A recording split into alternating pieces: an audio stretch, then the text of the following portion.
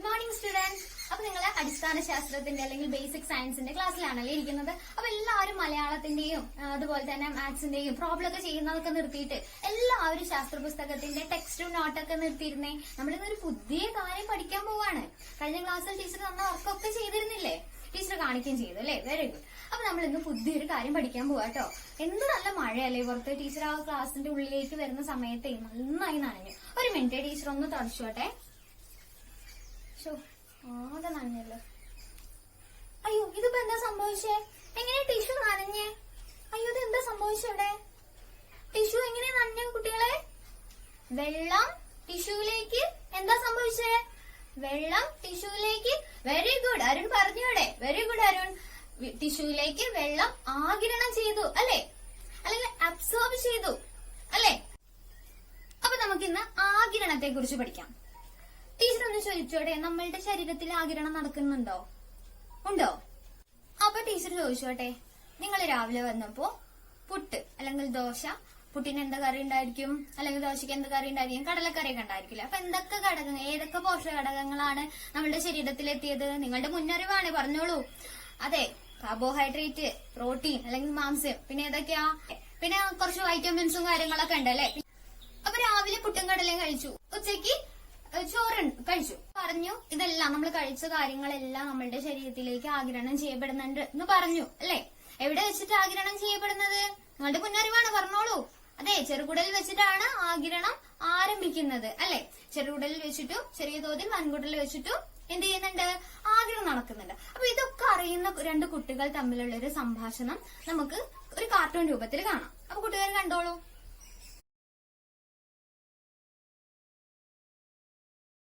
എന്തായിരുന്നു നിങ്ങൾ ആ കാർട്ടൂണിൽ കണ്ടത്? ഒരു കുട്ടി പറഞ്ഞു നമ്മുടെ ശരീരത്തിൽ വെച്ചു ആഗിരണം നടക്കുന്നുണ്ടെന്ന് പറഞ്ഞു. അപ്പൊ അത് കേട്ട് നിന്ന ഒരു കുട്ടിക്ക് ഉണ്ടായ സംശയമാണ് അല്ലെ? എന്തായിരുന്നു ആ സംശയം? എന്നാൽ എല്ലാ ആഗിരണ രീതിയും അല്ലെങ്കിൽ ആഗിരണ പ്രക്രിയയും ഒരേപോലെയാണോ നടക്കുന്നത് എന്ന് അല്ലെ? നമ്മൾ കഴിച്ചു, പുട്ട് കഴിച്ചു, കടല കഴിച്ചു, അതിൽ നിന്ന് എന്തുണ്ട്? കാർബോഹൈഡ്രേറ്റ്, അതുപോലത്തെ പ്രോട്ടീന്, മാംസ്യം, അതുപോലെ വൈറ്റമിൻസ്, ജലം, ഈ സംഭവങ്ങളെല്ലാം ഉണ്ട് അല്ലെ? ഇതൊക്കെ ഒരേ രീതിയിലാണ് ആഗിരണം ചെയ്യപ്പെടുന്നത്. നിങ്ങൾക്ക് അറിയാൻ താല്പര്യമില്ലേ? അപ്പൊ ടീച്ചർ ഒരു ചിത്രം കാണിച്ചു തരാം. ദഹനശേഷം നമ്മളുടെ ചെറുകുടലിൽ എത്തി നിൽക്കുന്ന ഭക്ഷണ പദാർത്ഥങ്ങളുടെ എണ്ണമാണ് ഈ കാണിക്കുന്നത് കേട്ടോ, എണ്ണം. അപ്പൊ ഒന്നാമത്തെ ചിത്രത്തില് ചെറുകുടലിൽ എന്താണ്? കുറേ ഭക്ഷണ പദാർത്ഥങ്ങൾ അല്ലെങ്കിൽ ലഘുഘടകങ്ങൾ നിൽക്കുന്നുണ്ട് അല്ലെ? അത് എങ്ങോട്ട് ആഗിരണം ചെയ്യപ്പെടുന്നു? നമ്മൾ വില്ലസിന്റെ ഘടന പഠിച്ചപ്പോ പറഞ്ഞതായിരുന്നു. എങ്ങോട്ടാണ്? കോശങ്ങളിലേക്ക് അല്ലെ? വെരി ഗുഡ്, കോശങ്ങളിലേക്ക് ആഗിരണം ചെയ്യപ്പെടുന്നുണ്ട്. ഇവിടെ എങ്ങനെയാ? ഭക്ഷണ പദാർത്ഥങ്ങളുടെ എണ്ണം കൂടുതലാണ്. ടീച്ചർ ഒന്ന് ചോദിച്ചോട്ടെ, ഈ സയൻസ് വിദ്യാർത്ഥികളായിട്ടുള്ള നിങ്ങളും സയൻസ് ടീച്ചറായിട്ടുള്ള ഞാനും എണ്ണം എന്നൊക്കെ പറയാൻ പറ്റുമോ? ഇല്ല. എന്താ പറയാ? വെരി ഗുഡ്, ഗാഢത എന്നാണ് പറയാ അല്ലെ? അപ്പൊ ഗാഢത കൂടുതലാണ് ചെറുകുടലില്, കോശങ്ങളിലോ ഗാഢത കുറവാണ്. അപ്പൊ ഗാഢത കൂടുതലുള്ള ഭാഗത്ത് നിന്ന് എങ്ങോട്ടാ പോണ്ടേ? ഗാഢത കുറഞ്ഞ കോശങ്ങളിലേക്ക് പോകുന്നത്. അതൊരു ആഗിരണ രീതി. അപ്പൊ ടീച്ചർ ഒന്ന് ചോദിച്ചോട്ടെ, ഇപ്പൊ ചെറുകുടലില് കുറച്ച് ലഘുഘടകങ്ങളേ ഉള്ളൂ. നമ്മൾ കഷ്ടപ്പെട്ട് പുട്ടും കടലയും അല്ലെങ്കിൽ ചോറും ചിക്കനും മീനും ഒക്കെ കഴിച്ചതാണ്. എന്നാലും അതിൽ നിന്ന് കുറച്ച് നിൽക്കുന്നുണ്ടെങ്കിൽ, ചെറുകുടലിൽ നിൽക്കുന്നുണ്ടെന്നുണ്ടെങ്കിൽ നമ്മൾ കഷ്ടപ്പെട്ട് കഴിച്ചതാണ്, അത് പൊക്കോട്ടെ എന്ന് വെക്കാൻ പറ്റുമോ? ഇല്ല. എപ്പോഴും ഗാഢത കൂടുതലുള്ള ഭാഗത്തുനിന്ന് കുറഞ്ഞ ഭാഗത്തേക്ക് മാത്രമാണോ നടക്കുക? അല്ല, ഇങ്ങനെ ഒരു അവസ്ഥ വരാല്ലേ?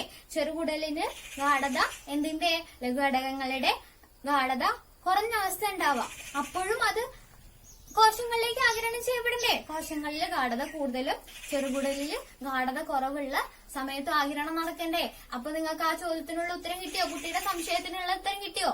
ഒരേപോലെയാണോ എല്ലാ ആഗിരണ രീതികളും? അല്ല, പല രീതിയിലും ആഗിരണം നടക്കുന്നുണ്ട്.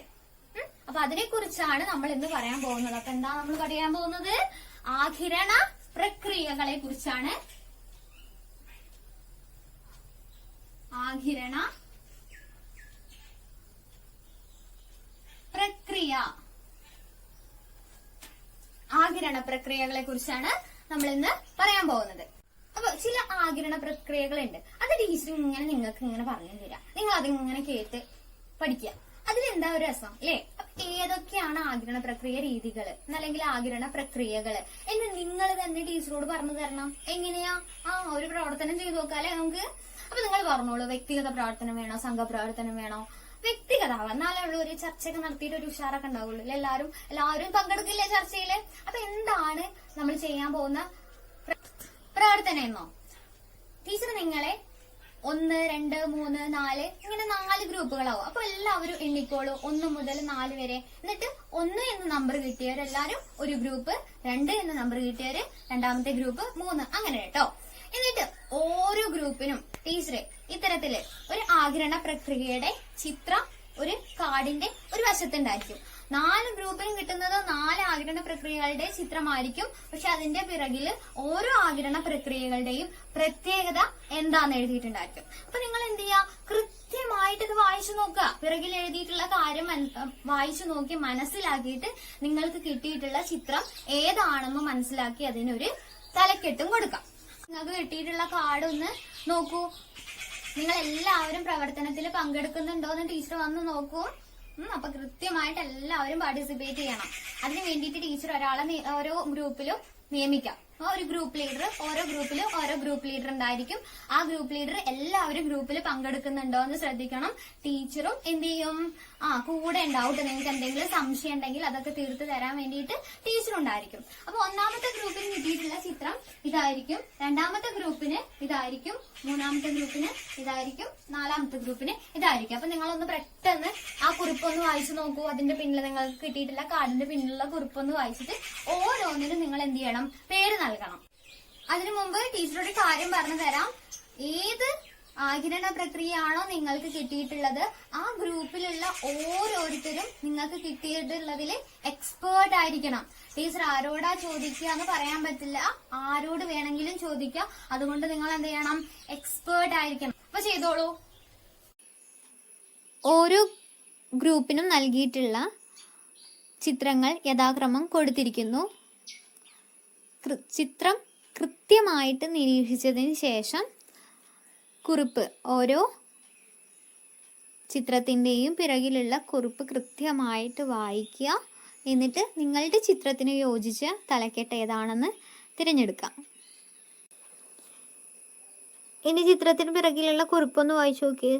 സിമ്പിൾ ഡിഫ്യൂഷൻ, ഗാഢത കൂടിയ ഭാഗത്തു നിന്ന് കുറഞ്ഞ ഭാഗത്തേക്ക് ഊർജം ഉപയോഗിക്കാതെ സ്വയമേ വ്യാപിക്കുന്ന പ്രക്രിയ. ഗാഢത തുല്യമാവുന്നത് വരെ ഈ പ്രക്രിയ തുടരും.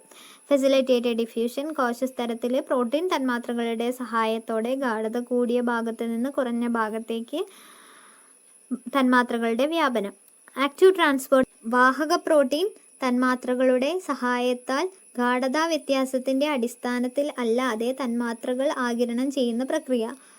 ഓസ്മോസിസ്, ജലതന്മാത്രകൾ ഗാഢത കൂടിയ ഭാഗത്തു നിന്ന് കുറഞ്ഞ ഭാഗത്തേക്ക് ഒരു അർദ്ധധാര്യ സ്ഥലത്തിലൂടെ ഗാഢത തുല്യമാവുന്നത് വരെ തുടരുന്ന പ്രക്രിയ.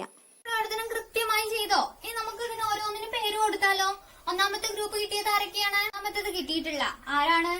നിങ്ങൾക്ക് ഏതാ കിട്ടിയിട്ടുള്ളത്? അതെ, ഓസ്മോസിസ്. എന്താണ് ഓസ്മോസിന്റെ പ്രത്യേകത? Very good. ഗാഢത കൂടുതലുള്ള ഭാഗത്ത് നിന്ന് ഗാഢത കുറഞ്ഞ ഭാഗത്തേക്ക് ഏത് തന്മാത്രകളാ പ്രത്യേകം പറഞ്ഞിട്ടുണ്ട്? അതെ, ഈ ഒരു നീല നിറത്തിൽ കാണുന്നുണ്ടല്ലോ, ജലതന്മാത്രകളല്ലേ.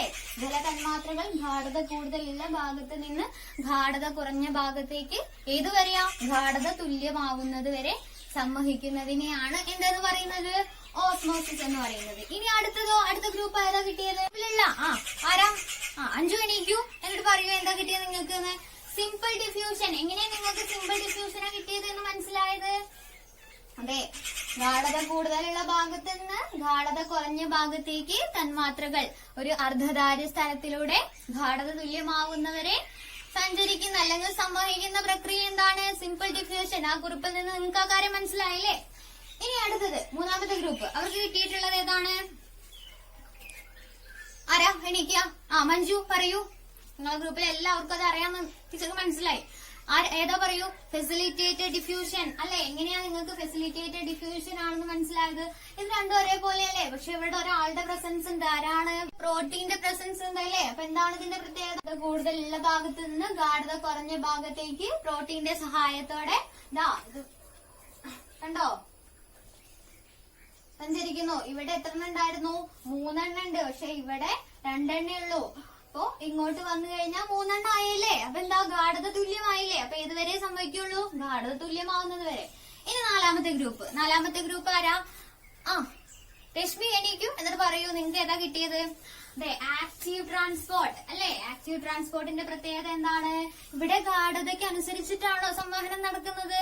അല്ല. നിങ്ങൾക്ക് ആ കുറിപ്പിൽ നിന്ന് മനസ്സിലായി, ഗാഢത വ്യത്യാസത്തിന് വിപരീതമായിട്ട്. ഇവിടെ 3 ഉള്ളൂ, എന്നാ എവിടെയോ 4 ഉണ്ട്. അപ്പൊ ഗാഢത കുറഞ്ഞ ഭാഗത്ത് നിന്ന് ഗാഢത കൂടുതലുള്ള ഭാഗത്തേക്ക് തന്മാത്രകൾ വാഹക പ്രോട്ടീന്റെ സഹായത്തോടെ സംവഹിക്കുന്ന പ്രക്രിയ എന്താന്ന് പറയുന്നത്? ആക്റ്റീവ് ട്രാൻസ്പോർട്ട് എന്ന് പറയുന്നു. അപ്പൊ ടീച്ചർ ഒന്ന് ചോദിച്ചോട്ടെ, സിമ്പിൾ ഡിഫ്യൂഷനില് ഗാഢത കൂടുതലുള്ള ഭാഗത്തു നിന്ന് ഗാഢത കുറഞ്ഞ ഭാഗത്തേക്ക് പോകുമ്പോ ശരിക്കും ഊർജ്ജം ആവശ്യമുണ്ടോ? ഇല്ല. ടീച്ചർ ഒരു ഉദാഹരണം പറഞ്ഞു തരാം. നിങ്ങളുടെ വീട്ടിലൊക്കെ ടാങ്ക് ഉണ്ടാവുമല്ലോ. അപ്പൊ ടാങ്കിൽ കുറെ വെള്ളം നിറച്ചു വെക്കണം. അപ്പൊ അതിന്റെ താഴെ ഒരു ഹോൾ ഇട്ട് കൊടുക്കാം, ഒരു തുള തുളച്ചു കൊടുക്കാം. അപ്പൊ അതിൽ നിന്ന് വെള്ളം ഇങ്ങനെ പോകുന്നത് നിങ്ങൾക്ക് കാണാൻ പറ്റില്ലേ? അവിടെ എനർജി ഉപയോഗിക്കേണ്ട കാര്യമുണ്ടോ? ഇല്ല. അത് സ്വയമേ വ്യാപിക്കുകയാണ് അല്ലെ. ഒരു തുള തുളയ്ക്കുന്ന സമയത്ത് അത് സ്വയമേ വ്യാപിക്കുകയാണ്. പക്ഷെ ഇവിടെ നോക്കൂ, ആക്റ്റീവ് ട്രാൻസ്പോർട്ടിന്റെ കാര്യത്തില് എന്താണ്? ആക്റ്റീവ് ട്രാൻസ്പോർട്ടിന്റെ കാര്യത്തില് ഗാഢത കുറഞ്ഞ ഭാഗത്തു നിന്ന് ഗാഢത കൂടുതലുള്ള ഭാഗത്തേക്കല്ലേ തന്മാത്രകൾ സംവഹിക്കുന്നത്. അപ്പൊ അവിടെ ആവശ്യമുണ്ടോ? ഊർജത്തിന്റെ ആവശ്യമുണ്ടോ?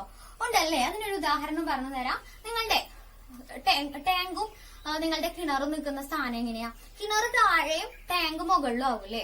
അപ്പൊ ഈ മുകളിലുള്ള ടാങ്കിലേക്ക് വെള്ളം എത്തിക്കണം, എന്നാലല്ലേ നമ്മൾ പൈപ്പ് തുറക്കുമ്പോ വെള്ളം വരുള്ളൂ.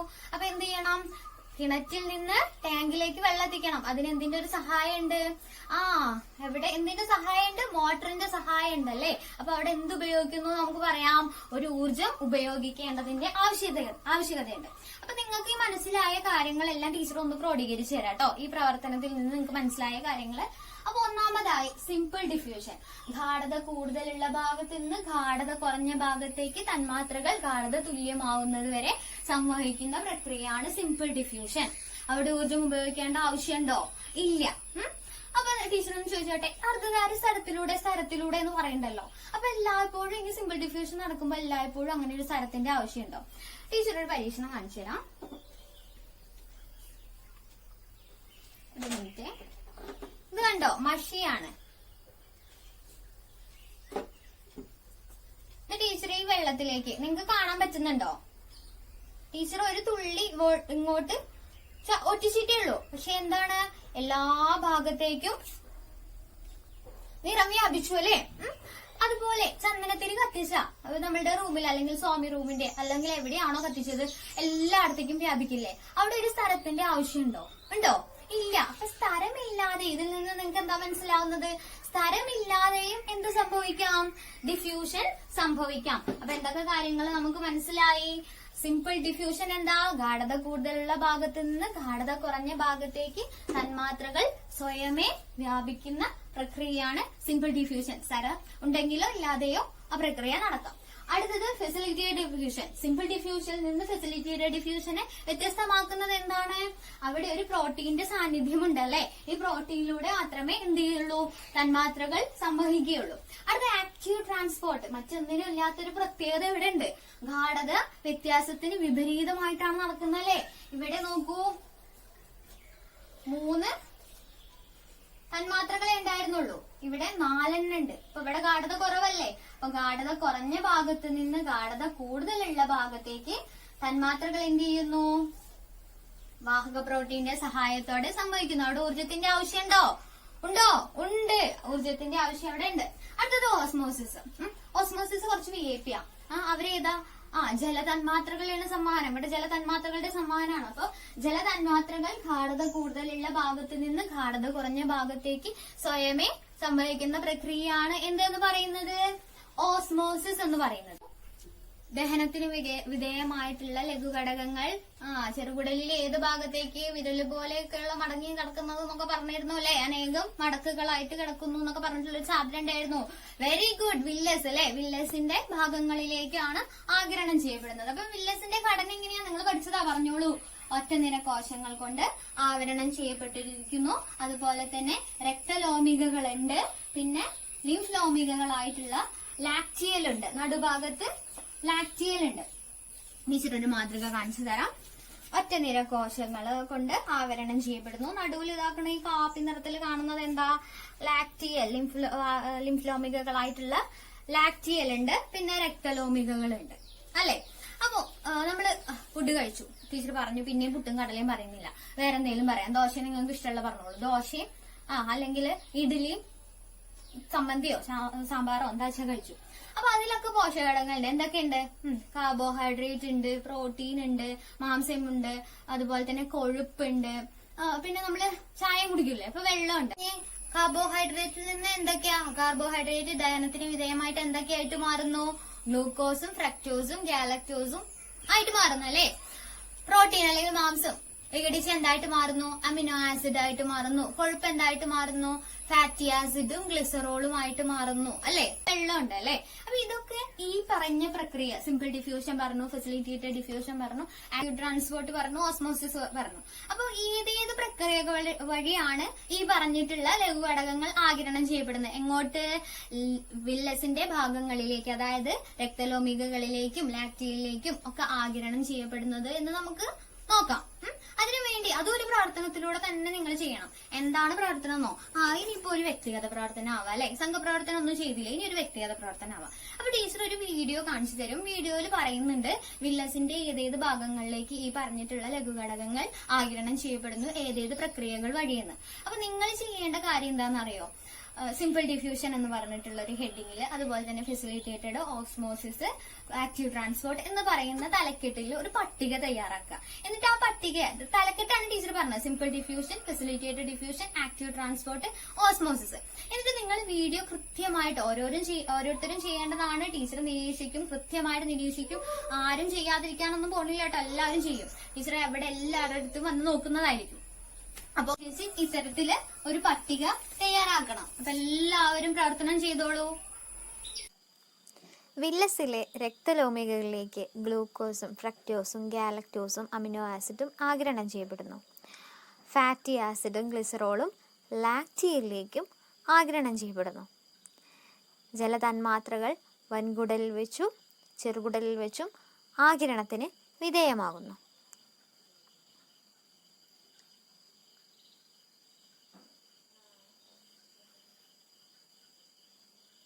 സിമ്പിൾ ഡിഫ്യൂഷൻ വഴി ലാക്റ്റിയയിലേക്ക് ഫാറ്റി ആസിഡും ഗ്ലിസറോളും ആഗിരണം ചെയ്യപ്പെടുന്നു.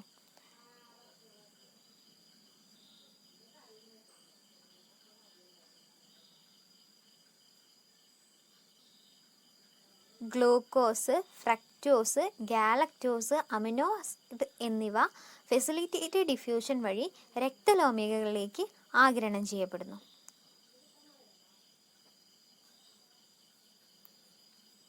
ഓസ്മോസിസ് ജലതന്മാത്രകളുടെ ആഗിരണം നടക്കുന്നു.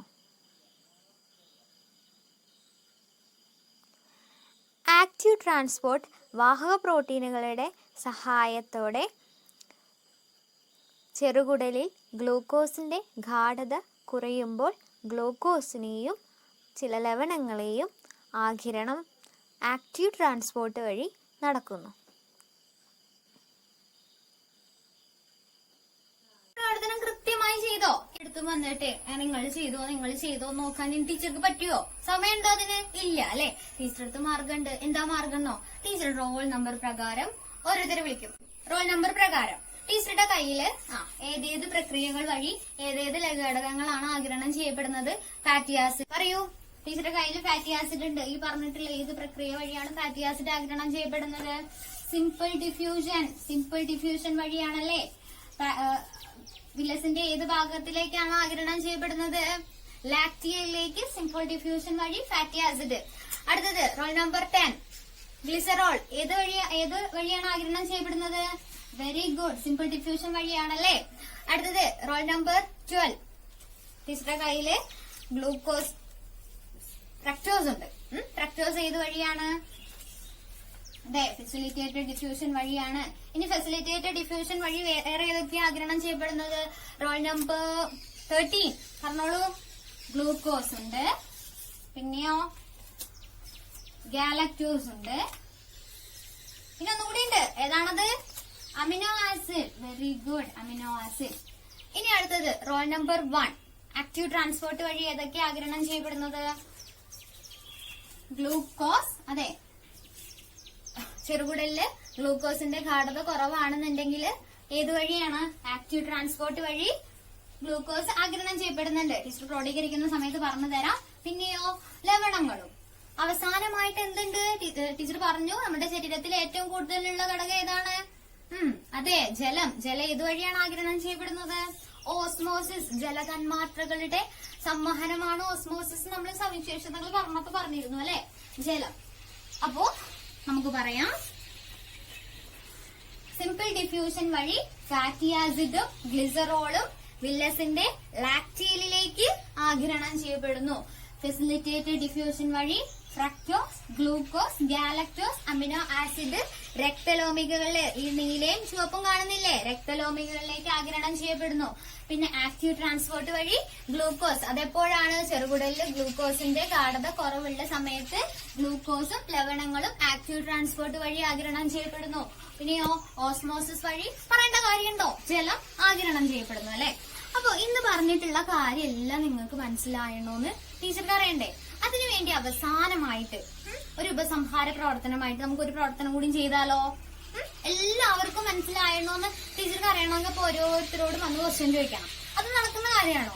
ഇല്ല. അപ്പൊ നമുക്കൊരു സംഘപ്രവർത്തനം ആവാം അല്ലെ? ഒരു സംഘപ്രവർത്തനം ചെയ്തു, ഒരു വ്യക്തിഗത പ്രവർത്തനം ചെയ്തു, ഇനി ഒരു സംഘപ്രവർത്തനം കൂടി ചെയ്യാം. അപ്പൊ എങ്ങനെയാ ഗ്രൂപ്പ് ആക്കി തിരിക്കേണ്ടത് നിങ്ങൾ പറഞ്ഞോളൂ. ബെഞ്ച് അടിസ്ഥാനത്തിലാക്കാം അല്ലെ? എന്നാൽ അങ്ങോട്ടും ഇങ്ങോട്ടും ഒന്നും പോകണ്ടല്ലോ അല്ലെ? ബെഞ്ച് അടിസ്ഥാനത്തിൽ നിങ്ങളെ ഗ്രൂപ്പുകളാക്കി തിരിച്ചു. അപ്പൊ ഇങ്ങനെ 5 ബെഞ്ചുകൾ ഉണ്ട് അല്ലെ? ഈ 5 ബെഞ്ചിനും ടീച്ചറെ ഒരു പൂർത്തീകരിക്കാത്ത പട്ടിക തരാം. അതിൽ എന്തൊക്കെ ഉണ്ടായിരിക്കും? ആഗിരണ പ്രക്രിയ ഉണ്ടായിരിക്കും, ആഗിരണ പ്രക്രിയയുടെ സവിശേഷം ഉണ്ടായിരിക്കും, പിന്നെ ഓരോ ആഗിരണ പ്രക്രിയകൾ വഴി ആഗിരണം ചെയ്യപ്പെടുന്ന ഘടകങ്ങൾ, ഉദാഹരണം എന്ന് പറയുന്നത് തലക്കെട്ടുണ്ടായിരിക്കും. പക്ഷെ ആ പട്ടികയ്ക്ക് പ്രത്യേകത, പട്ടിക പൂർത്തീകരിക്കപ്പെട്ടിട്ടില്ല അല്ലെങ്കിൽ കംപ്ലീറ്റ് ആയിട്ടില്ല. അപ്പൊ എന്താ ചെയ്യണം? കൂട്ടുകാര് കൃത്യമായിട്ട് കാര്യങ്ങൾ വായിച്ചു മനസ്സിലാക്കി സംഘചർച്ച ചെയ്ത് എന്ത് ചെയ്യണം? ആ പട്ടിക പൂർത്തിയാക്കണം. അപ്പൊ എല്ലാവരും പട്ടിക ഒന്ന് കണ്ടോളൂ.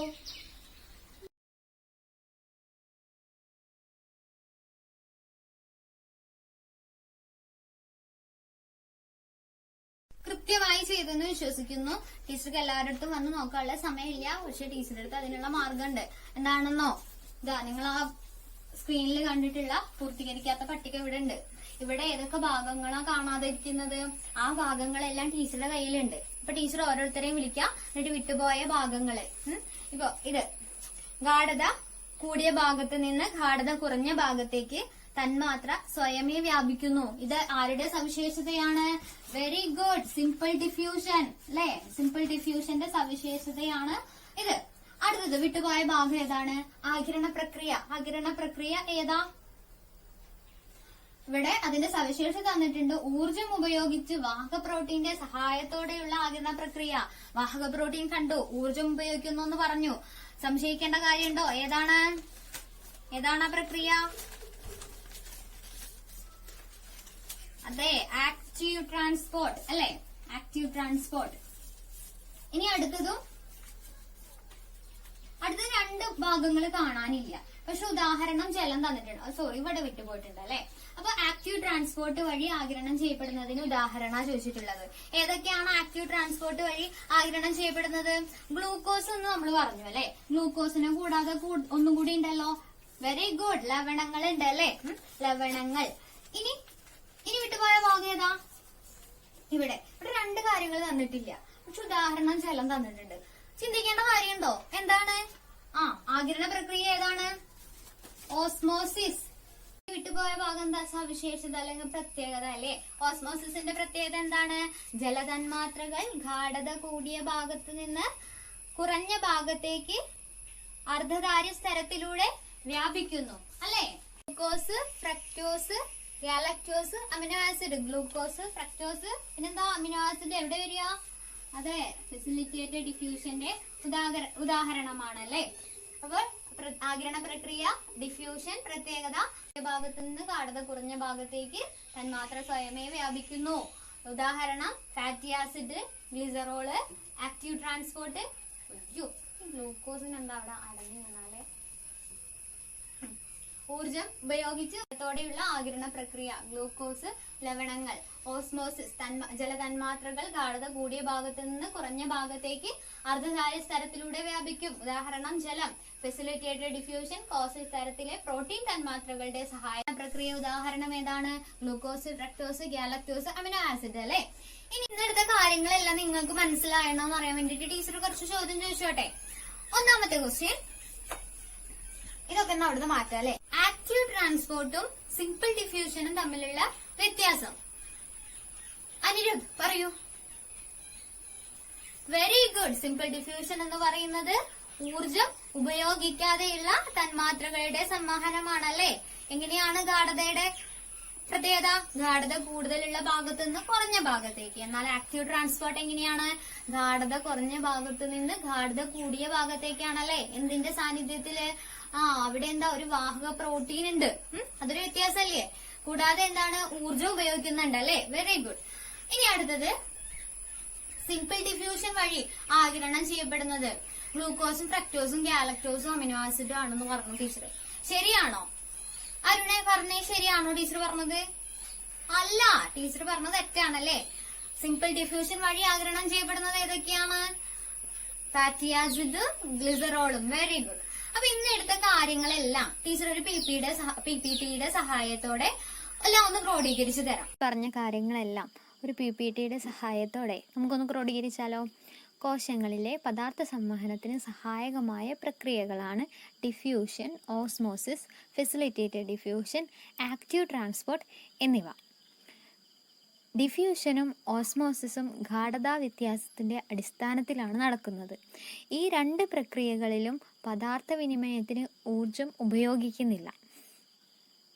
തന്മാത്രകൾ ഗാഢത കൂടിയ ഭാഗത്ത് നിന്ന് കുറഞ്ഞ ഭാഗത്തേക്ക് സ്വയമേ വ്യാപിക്കുന്ന പ്രക്രിയയാണ് ഡിഫ്യൂഷൻ. ജലതന്മാത്രകൾ ഗാഢത കൂടിയ ഭാഗത്ത് നിന്ന് ഗാഢത കുറഞ്ഞ ഭാഗത്തേക്ക് ഒരു അർദ്ധധാര സ്തരത്തിലൂടെ വ്യാപിക്കുന്ന പ്രക്രിയയാണ് ഓസ്മോസിസ്. കോശസ്തരത്തിലെ പ്രോട്ടീൻ തന്മാത്രകളുടെ സഹായത്താലാണ് ഫെസിലിറ്റേറ്റഡ് ഡിഫ്യൂഷൻ നടക്കുന്നത്. എന്നാൽ ഡിഫ്യൂഷനിൽ പ്രോട്ടീൻ തന്മാത്രകളുടെ സഹായം ആവശ്യമില്ല. മറ്റ് ആഗിരണ പ്രക്രിയകളെ അപേക്ഷിച്ച് ആക്റ്റീവ് ട്രാൻസ്പോർട്ടിന് ഊർജം ആവശ്യമാണ്. മാത്രമല്ല, ഗാഢതാ വ്യത്യാസത്തിൻ്റെ അടിസ്ഥാനത്തിലല്ലാതെയാണ് ആക്റ്റീവ് ട്രാൻസ്പോർട്ട് നടക്കുന്നത്. സിമ്പിൾ ഡിഫ്യൂഷൻ വഴി ഫാറ്റി ആസിഡും ഗ്ലിസറോളും ലാക്റ്റിയയിലേക്കും ഗ്ലൂക്കോസും ഫ്രക്ടോസും ഗാലക്ടോസും അമിനോ ആസിഡും ഫെസിലിറ്റേറ്റഡ് ഡിഫ്യൂഷൻ വഴി രക്തലോമികളിലേക്കും ആഗിരണം ചെയ്യപ്പെടുന്നു. ചെറുകുടലിൽ ഗ്ലൂക്കോസിൻ്റെ ഗാഢത കുറയുമ്പോൾ ആക്റ്റീവ് ട്രാൻസ്പോർട്ട് വഴി ഗ്ലൂക്കോസ് ആഗിരണം ചെയ്യപ്പെടുന്നു. കൂടാതെ ചില ലവണങ്ങളും ആഗിരണം ചെയ്യപ്പെടുന്നു. ജലത്തിൻ്റെ ആഗിരണം ചെറുകുടലിൽ വെച്ചും വൻകുടലിൽ വെച്ചും നടക്കുന്നു. തുടർ പ്രവർത്തനം നിങ്ങൾക്ക് പോയിട്ട് അന്വേഷിച്ച് കണ്ടെത്തിയിട്ട് അതുപോലെ ടീച്ചറോട് ചോദിച്ച് മനസ്സിലാക്കാൻ തക്കവണ്ണുള്ള ഒരു ക്വസ്റ്റ്യൻ തരാം കേട്ടോ. തുടർ പ്രവർത്തനമായിട്ട് ഒന്നൊരു സിമ്പിൾ ക്വസ്റ്റ്യനും ഒന്നിത്തിരി ബുദ്ധിമുട്ട് എന്നുള്ളതല്ല, നിങ്ങൾക്ക് കണ്ടെത്തി പഠിക്കാനുള്ളത് അല്ലെങ്കിൽ മനസ്സിലാക്കാനുള്ളത് കേട്ടോ. ഒന്നെന്ന് പറയുന്നത് ഈ സിമ്പിൾ ഡിഫ്യൂഷൻ, ഫെസിലിറ്റേറ്റഡ് ഡിഫ്യൂഷൻ എന്നൊക്കെ പറഞ്ഞു അല്ലെ. അപ്പൊ ചന്ദനത്തിരി കത്തുന്നത്, സ്മെല്ല് എല്ലാ ഭാഗത്തും എത്തുന്നത്, അതുപോലെ മഷി കലക്കുന്നത്, അതൊക്കെ ഉദാഹരണം അല്ലേ. അതുപോലെ സിമ്പിൾ ഡിഫ്യൂഷനും ഫെസിലിറ്റേറ്റഡ് ഡിഫ്യൂഷനൊക്കെ വേറെ ഉദാഹരണങ്ങൾ ഉണ്ടാവില്ല നിങ്ങളുടെ നിത്യജീവിതത്തിൽ കാണാൻ പറ്റിയിട്ടുള്ള ഓസ്മോസിസിനൊക്കെ. അത്തരത്തിലുണ്ടെങ്കിൽ നിങ്ങൾ എന്ത് ചെയ്യുക, ഒരു പട്ടിക ഉണ്ടാക്കി കൊണ്ടുവരിക ഉദാഹരണങ്ങൾ വെച്ചിട്ട്. സിമ്പിൾ ഡിഫ്യൂഷൻ വഴി, അതായത് ഡിഫ്യൂഷൻ വഴി ഏതൊക്കെയാണെന്നുള്ളത്. സിമ്പിൾ ക്വസ്റ്റ്യൻ അല്ലേ. ഇനി അടുത്തത് ടീച്ചർ പറഞ്ഞു, സിമ്പിൾ ഡിഫ്യൂഷൻ വഴി ഫാറ്റി ആസിഡ് ഗ്ലിസറോളും ലാക്റ്റിയയിലേക്കും അതുപോലെ ഗ്ലൂക്കോസും ഫ്രക്ടോസും അമിനോ ആസിഡ് രക്തലോമികളിലേക്കും ആഗിരണം ചെയ്യപ്പെടുന്നു എന്ന് പറഞ്ഞു. എന്തുകൊണ്ടായിരിക്കും അങ്ങനെ നടക്കുന്നത്? തിരിച്ചു നടന്നൂടെ? ലാക്റ്റിയയിലേക്ക് ഗ്ലൂക്കോസും ഫ്രക്ടോസും ഗാലക്ടോസും അമിനോ ആസിഡും ആഗിരണം ചെയ്യപ്പെട്ടൂടെ? എന്തുകൊണ്ടാണ് അങ്ങനെ നടക്കാത്തത്? നിങ്ങൾ എന്ത് ചെയ്യുക, കണ്ടെത്തി വരിക. അപ്പൊ ടീച്ചറുടെ ക്ലാസ് ഇഷ്ടമായി എന്ന് വിചാരിക്കുന്നു. Thank you.